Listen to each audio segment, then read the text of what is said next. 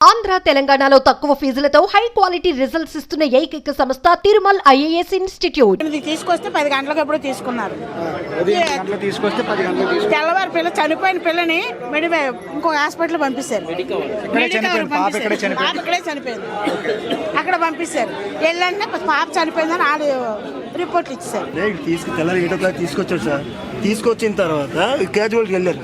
Casual doctor ఎవరు లేరు ఇక్కడ, మేము చూడము, మీరు ఓపీ రాసుకోలేని మేము ట్రీట్మెంట్ స్టార్ట్ చేస్తా అన్నారు. నేను ఓపీకి వెళ్ళారు, వెళ్ళిపోయి డాక్టర్ గారు సార్ లేరు. మళ్ళీ క్యాజువల్కి వచ్చారు. అక్కడ ఎవరు మేము ఏడ్ చేస్తామా ఉండండి అని అలా బతిమలతో 10 గంటలు 11 జాయిన్ చేశారు. జాయిన్ చేస్తే ఏదో అడిగారు, ఒకళ్ళు మా అమ్మాయి కల్తీరి పడిపోయి వచ్చిన సంథింగ్ ఏదైనా వచ్చినా అలాగేనా అవుతుంది.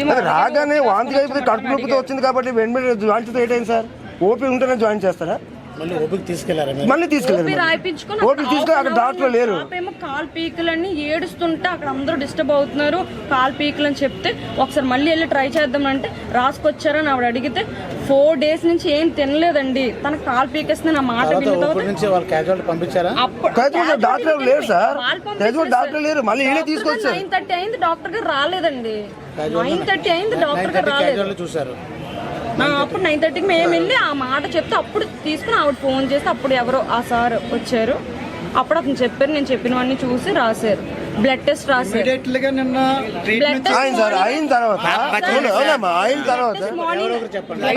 మార్నింగ్ అయింది సార్, మరుసటి వచ్చింది.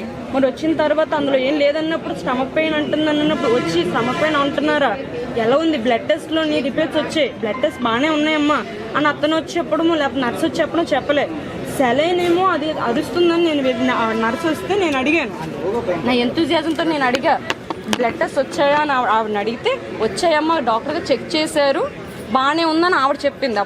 అప్పుడు నేను అన్నా స్కానింగ్ తీస్తే బాగుండేమో మేడం అంటే సార్ వచ్చి కదమ్మా చెప్పాలి అని అన్నారు.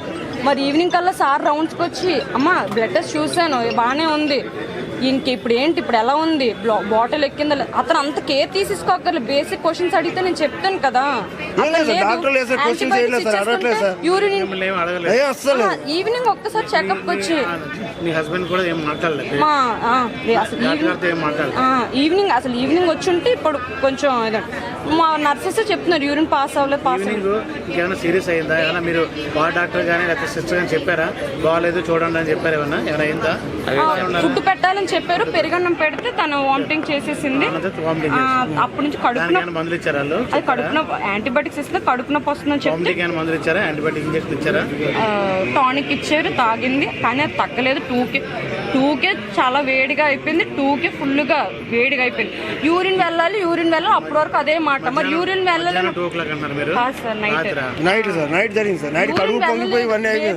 అన్నప్పుడు యూరిన్ పై పెట్టుంటే అయిపోతుంది కదా. యూరిన్ పై డాక్టర్ మీరు ఏం చెప్పారా?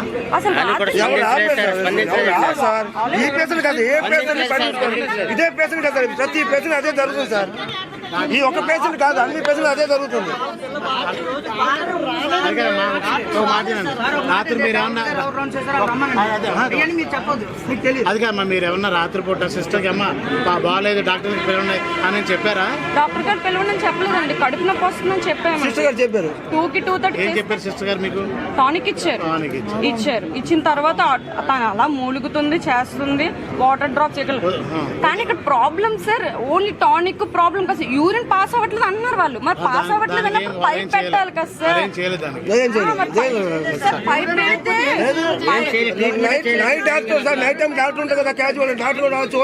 మీరు సరైన వైద్యం అందించుంటే మా పాప బ్రతికేది అంటూ కూడా తల్లిదండ్రులందరూ కూడా కన్నీరు మున్నీరు అవుతున్న సందర్భం కూడా మనకు కనిపిస్తూ ఉంది.